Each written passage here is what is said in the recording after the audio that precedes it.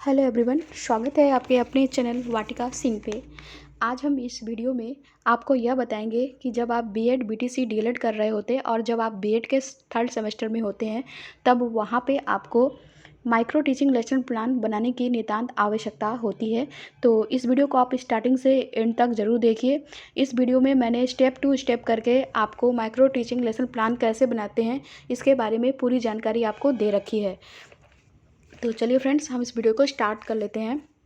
Micro teaching lesson plan बनाने के लिए आपको सबसे पहले आपको लिखना होता है सूक्ष्म शिक्षण पाठ्य योजना। इसको हिंदी में सूक्ष्म शिक्षण पाठ्य योजना बोलते हैं और इसको इंग्लिश में माइक्रो टीचिंग लेसन प्लान बोलते हैं। जैसा कि नाम से ही आप जानते होंगे कि यह एक टीचिंग का लघु रूप होता है, यह टीचिंग का छोटा सा रूप होता है।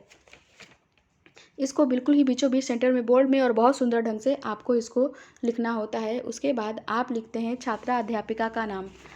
जो भी आपके छात्रा अध्यापिका का नाम होता है उसको आपको यहाँ पे मेंशन करना होता है।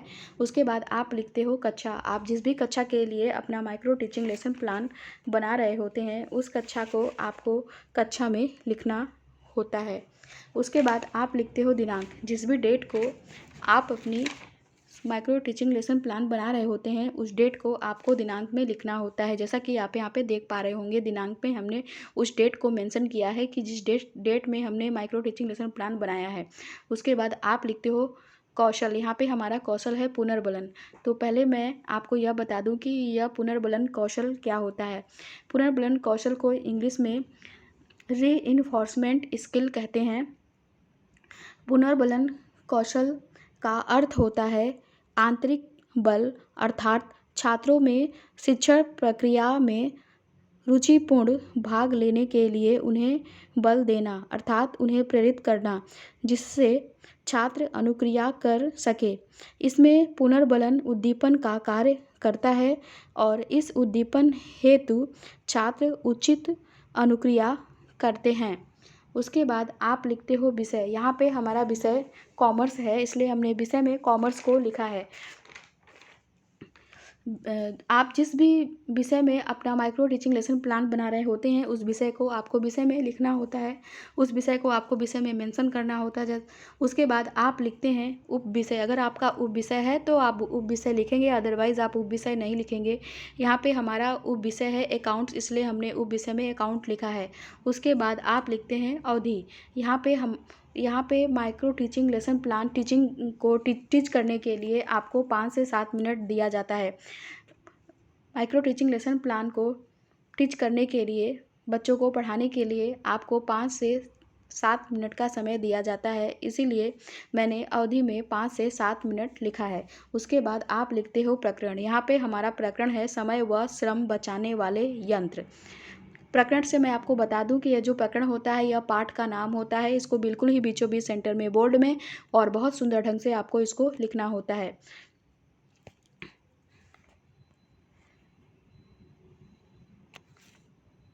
उसके बाद आप 4 कॉलम बनाएंगे। पहला कॉलम तो आप बनाते हैं क्रम संख्या का कॉलम, जिसमें कि आप छात्रों से पूछे गए क्वेश्चन के क्रम को लिखते हैं। दूसरा कॉलम जो है कि आप बनाते हैं छात्रा अध्यापिका व्यवहार का कॉलम, जिसमें कि छात्र से आप प्रश्न पूछते हैं। तीसरा कॉलम जो है कि आप बनाते हैं विद्यार्थी व्यवहार का कॉलम, जिसमें कि छात्र आपके पूछे गए क्वेश्चन के आंसर को देते हैं। चौथा और लास्ट कॉलम जो है कि आप बनाते हैं घटक का कॉलम। तो यहाँ पे हमारा पहला क्वेश्चन छात्रों से है, मोबाइल टेलीफोन से क्या लाभ है? तो छात्र आंसर देते हैं, ये यंत्र शीघ्रता से संदेश पहुँचाते हैं। घटक यहाँ पे हम लिखेंगे 1। दूसरा क्वेश्चन यहाँ पे हमारा छात्रों से है, इन यंत्रों का नियंत्रण किस विभाग द्वारा होता है? तो छात्र आंसर देते हैं, इन यंत्रों का नियंत्रण दूरसंचार विभाग द्वारा होता है। यहाँ पे घटक हमारा है दूसरा और 1। यहाँ पे हमारा घटक होगा 2 और 1।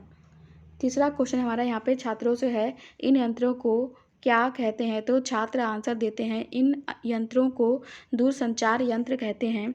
यहाँ पे हमारा घटक है 3 और 2।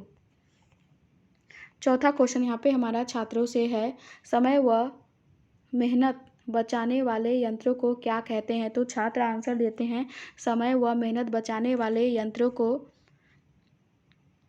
समय व श्रम बचाने वाले यंत्र कहते हैं। यहाँ पे हमारा घटक होगा 4 और 3। पांचवा क्वेश्चन यहाँ पे हमारा छात्रों से है, समय व श्रम बचाने वाले यंत्रों के नाम बताइए। तो छात्र आंसर देते हैं समय व श्रम बचाने वाले यंत्रों के नाम पहला टाइपराइटर, दूसरा प्रिंटर मशीन और तीसरा फैक्स मशीन। यहाँ पे हमारा घटक होगा 5 और 4।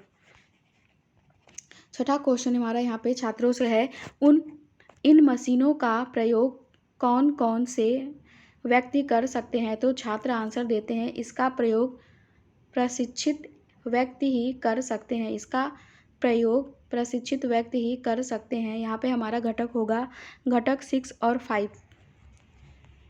उसके बाद हम लिखते हैं पुनर्बलन कौशल के घटक।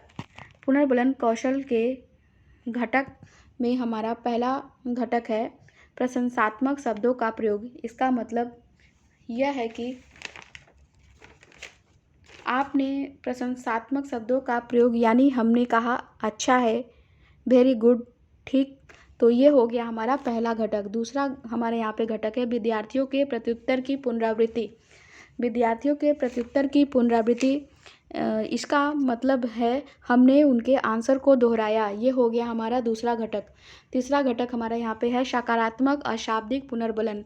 सकारात्मक अशाब्दिक पुनर्बलन, इसका मतलब यह है कि हमने सिर हिला दी, मुस्कुरा दिया। ये हो गया आपका तीसरा घटक। चौथा घटक हमारा यहाँ पे है विद्यार्थियों के प्रत्युत्तर को श्यामपट्ट पर लिखना। ये हो गया हमारा चौथा। विद्यार्थियों के प्रत्युत्तर को श्यामपट्ट पर लिखना, यह हो गया हमारा चौथा घटक। इसका मतलब यह है कि आप विद्यार्थियों के उत्तर को श्यामपट्ट पर लिख सकते हैं। यदि उन्होंने गलत उत्तर दिया है तो उस उत्तर को सुधार कर भी आप श्यामपट्ट पर लिख सकते हैं। पांचवा घटक हमारा यहाँ पे है निरुत्साहात्मक शब्दों का प्रयोग। इसका मतलब यह है कि निरुत्साहात्मक शब्दों का प्रयोग आपको कम ही करना है, लेकिन कभी कभी कई बार आपको बोलना पड़ता है कि गलत है। ये हो गया आपका पांचवा घटक। छठा घटक हमारा यहाँ पे पुनर्बलन का नकारात्मक अशाब्दिक प्रयोग। पुनर्बलन का नकारात्मक अशाब्दिक प्रयोग, इसका मतलब यह है कि आपने ना में सिर हिला दिया। ये हो गया आपका छठा घटक। सातवां घटक हमारा यहाँ पे है पुनर्बलन का अनुचित प्रयोग। पुनर्बलन का अनुचित प्रयोग, यानी अच्छा है तो भी आप बुरा कह रहे हैं और बुरा है तो भी आप अच्छा कह रहे हैं। ये हो गया हमारा सातवां घटक। आपको हमारा ये माइक्रो टीचिंग लेसन प्लान कैसा लगा कमेंट करके आप हमें ज़रूर बताइए। और अगर आप हमारे चैनल पे नए हैं तो आप हमारे चैनल को सब्सक्राइब जरूर करिए। साथ ही साथ बेल आइकन को आप प्रेस ज़रूर कर लीजिए, ताकि हम जब भी अपना नया वीडियो अपलोड करेंगे तो उसकी नोटिफिकेशन, उसकी अपडेट आपको जल्द मिल जाएगी, जिससे कि आप हमारे आने वाले न्यू वीडियो को मिस नहीं कर पाएंगे। तो हम आपसे फिर से मिलते हैं अपने न्यू वीडियो के साथ। और मैंने इस माइक्रो टीचिंग लेसन प्लान की पाठ्य योजना की लिंक डिस्क्रिप्शन बॉक्स में दे रखी है। आप वहां से लिंक को डाउनलोड करके इस पाठ्य योजना को देख सकते हैं। इस पाठ्य योजना में अगर आपको कोई भी दिक्कत होती है, कोई भी प्रॉब्लम होती है, या आपको कोई भी क्वेश्चन मुझसे पूछना हो तो आप कमेंट करके भी मुझसे क्वेश्चन पूछ सकते हो, और आप डायरेक्ट मुझे मेल करके भी क्वेश्चन पूछ सकते हो, और मैं आपके पूछे गए क्वेश्चन के आंसर को दूंगी। तो हम आपसे फिर से मिलते हैं अपने नेक्स्ट वीडियो के साथ। Thank you so much for watching my video and subscribe my channel.